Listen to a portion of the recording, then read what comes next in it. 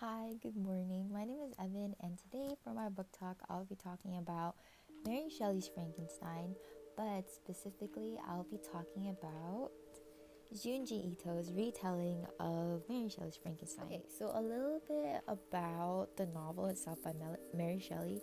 So it was written in 1818. The novel follows Victor Frankenstein. So he's this young scientist that becomes obsessed with uncovering the secrets of life.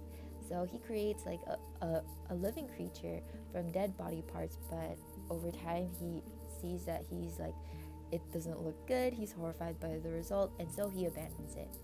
The creature, because of this, he gets rejected by everyone that he meets because of his physical appearance, and that includes Victor.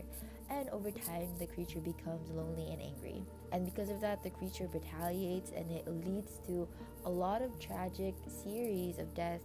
Novel ends with Victor pursuing the creature into the Arctic, and then Victor dies, and the creature disappears, and he expressed regrets for all the suffering that he caused in Victor's life. A little bit about Junji Ito is that he's a Japanese horror manga artist, and he's known for his detailed, unsettling artwork and psychological storytelling. Okay, so as for the general evaluation of the graphic novel itself, so the cover itself prepares readers that, oh, this is going to be a chilling retelling. And Ito uses traditional manga paneling, so left to right reading with clean gutters and panel transitions. So the sequences move smoothly even through intense scenes. And Ito uses wide gutters during moments of stillness or dread to emphasize the theme and the tone. And it uses clean and standard fonts. So the sound effects are also stylized, but the reader can still read them and hear them when they are reading the graphic novel. Balances white spaces with dense, detailed horror art. So the pages don't look too cluttered when you're reading, and even when it has full spreads, it uses negative space to maintain clarity. In terms of the graphic illustration, the manga is in black and white. So in this case, black and white style enhances the gothic mood of the story and the psychological horror. Ito's illustrations are also known for their expressive faces and exaggerated through line work.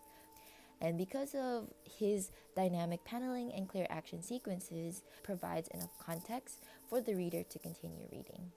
As for the criteria of the fiction novel itself, so Mary Shelley's retelling already has three-dimensional characters with relatable traits, and as a fiction novel, Shelley's themes revolve around the consequences of ambition, responsibility, and isolation, and it also looked into moral and ethical limits of science, which are timeless themes for readers and are transferable into Ito's retelling.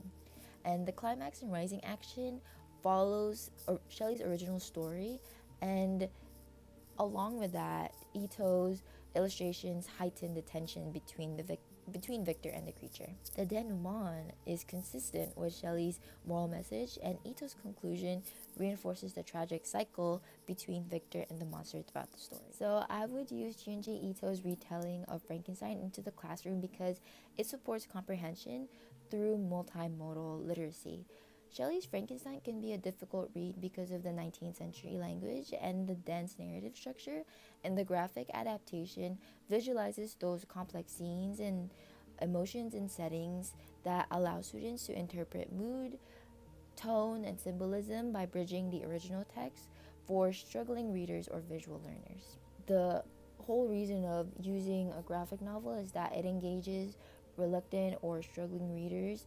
In this case, the graphic novel maintains all major themes while adding visual elements that increase emotional engagement between the reader and the text, which allows students who struggle with traditional novels to participate in these discussions, supporting differentiation without reducing the challenge of the novel. I would integrate this novel in the classroom through Common Core State Standard ELA RL 11 to 12.7 by how each version of the source text is different from the actual source and through these different adaptations.